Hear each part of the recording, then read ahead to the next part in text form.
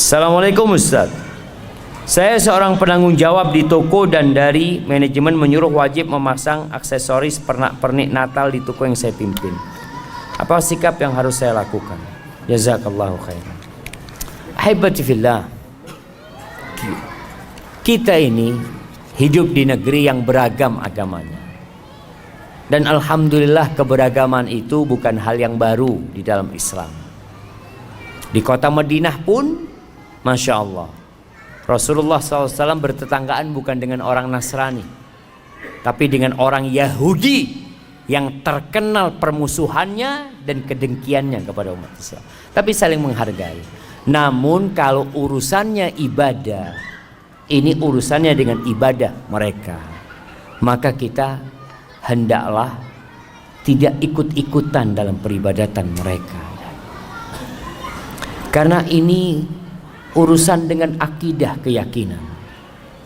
Natal itu merayakan hari kelahiran anak Tuhan, sedangkan kita mengatakan qul huwallahu ahad Allahu samad lam yalid walam yulad walam yakul lahu kufuwan ahad.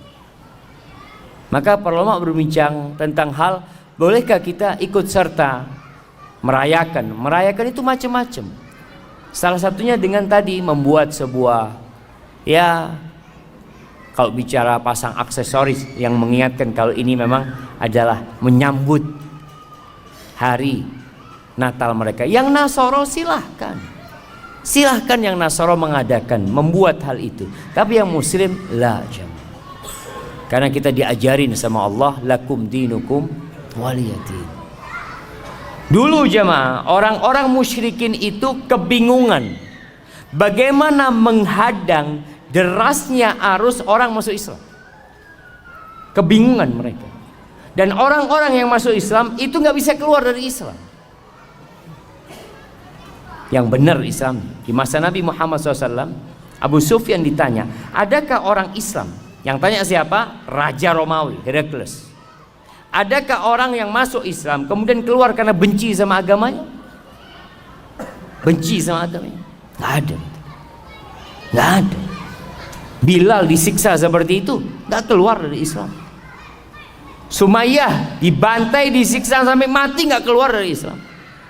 Khabbab bin Ard dibakar jemaah, dibakar di atas api sampai kering punggungnya itu, mati itu arangnya, dan dia nggak keluar dari Islam. Bingung orang-orang musyrikin.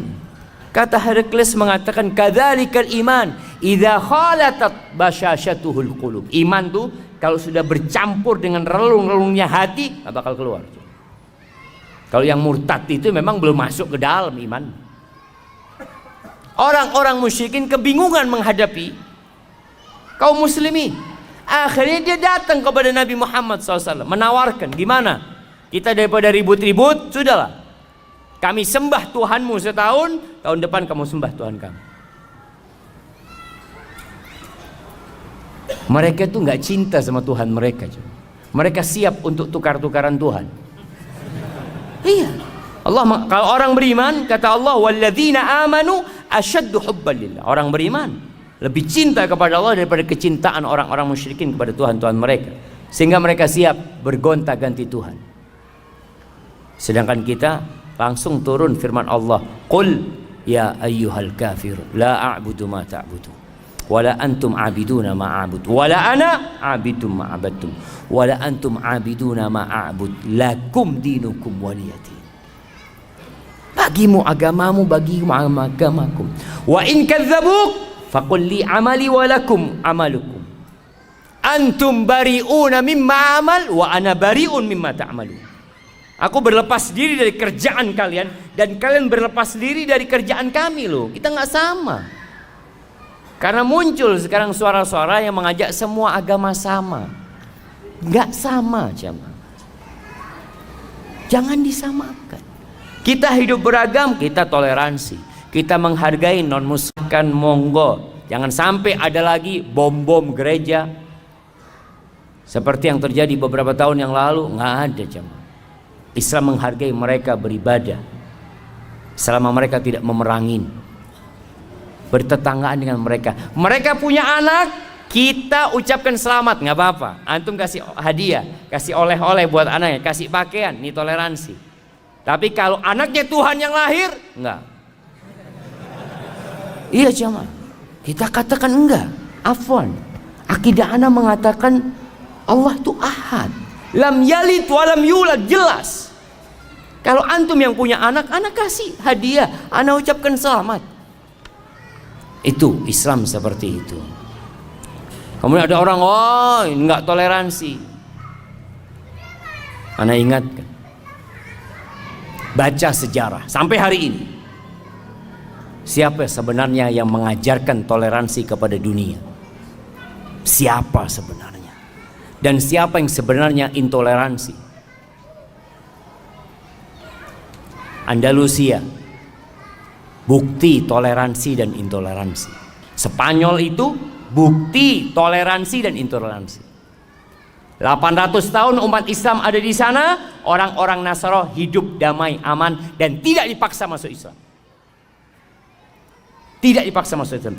Dan orang-orang Nasara di dalam negeri Islam tidak dipaksa pakai bajunya umat Islam. Enggak. Bahkan mereka harus pakai baju khusus. Engkau pakai bajumu, pakai bajumu, pakai atributmu, tunjukkan atributmu yang memang diperbolehkan. Jadi nampak ada perbedaan jemaah. Ada muslim, ada non muslim. Nggak dipaksa, oh kamu non muslim harus pakai bajunya umat Islam, harus pakai peci apa, enggak. 800 tahun umat Islam di sana, orang-orang Nasara hidup damai. Hanya dalam hitungan beberapa tahun, nggak sampai 10 tahun mungkin jemaah, Ratu Isabella dan Raja God menguasai Andalusian. Tidak ada satupun muslim di Spanyol. Imam mereka dibunuh dan dibanteng, tidak mau masuk Nasara, atau mereka diusir, atau mereka masuk ke dalam agama mereka. Itu gambaran toleransi dan intoleransi. Berangkatlah antum ke Palestina, lihat bagaimana toleransi umat Islam sejak Umar bin Khattab menerima kunci Masjidil Aqsa. Umar terima tuh kunci Masjidil Aqsa. Orang-orang Nasara hidup damai. Selesai mereka hidup damai di sana. Orang-orang Yahudi hidup damai. Mereka berhak ibadah sesuai dengan agama mereka. Tapi ketika kaum salibis masuk ke Palestina, itu ceritanya orang Nasara sendiri yang melihat peperangan itu. Itu darah sampai ke tengah betis. Anak-anak disembelih, dilemparkan dari menara-menara Masjidil Aqsa. Tahun 400-an Hijriah kejadian itu. Kenapa sih kok hilang toleransi itu? Ya, kalau engkau berkuasa menang, ya silakan. Seperti yang dilakukan umat Islam ketika menang Nasara, dipersilahkan untuk beribadah. Dan berbeda ketika Salahuddin Al-Ayyubi kembali menguasai Masjidil Aqsa. Apakah dia balas dendam, dibunuh kembali itu anak-anak orang Nasara? Lah. Jangan anak-anak orang Nasara, pemimpin kaum salibis disuruh pulang, fadhol kau pulang sudah. Dan subhanallah jemaah, maka kalau bicara toleransi, Islam mengajarkan toleransi. Kalau ada mungkin oknum umat Islam yang melakukan ya pengrusakan, ya dia tidak mengatasnamakan Islam, pribadi dia. Tapi ingat, kita jaga kebersamaan kita di negeri ini. Kita tunjukkan bahwa Islamlah yang mengajarkan toleransi. Dan semoga Allah Azza wa Jalla menjadikan kita orang-orang yang menegakkan agamanya. Hadza wallahu a'lam.